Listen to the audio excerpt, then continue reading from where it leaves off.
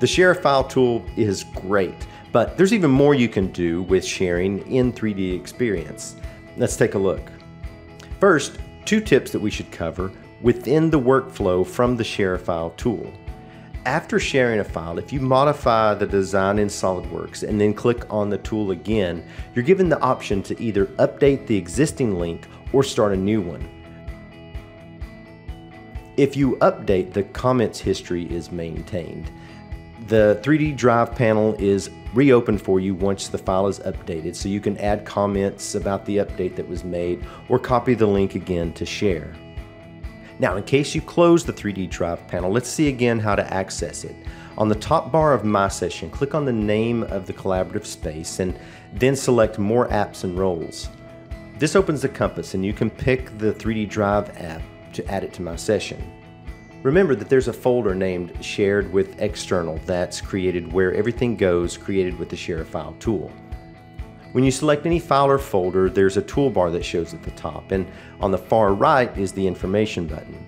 That's where you'll find Share with External. You can give access to additional people here by adding their email, and you can also go into any of those and revoke the access if needed.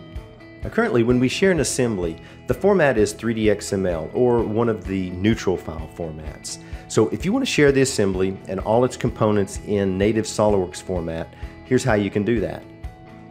We'll use Pack and Go first, just like you've always done it. You can get all the files together you need, including drawings, toolbox components, whatever, and save those to either a folder or a zip file. Then go back to 3D Drive, still in SOLIDWORKS, and we'll go to that Shared with External folder. From the New button, we can upload files or entire folders, and we can share that folder and everything in it the same way.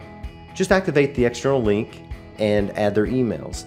Use Copy Link to let them know and point them to the file or folder, since an email is not automatically sent this way. As an extra pro tip, if you install the 3D Drive for Windows app, you can save or Pack and Go directly into that folder that syncs to 3D Drive and then control your sharing, skipping this upload step. Now, the tool right next to Share with External is to add internal members from your 3DEXPERIENCE platform. Here, you'll just add them by name and a notification will be sent to them. Remember, this is part of 3D Drive, so you can access it from any web browser. Now, you can use the 3D Drive app and add it to any dashboard tab, sure, but it's also always there on the top bar.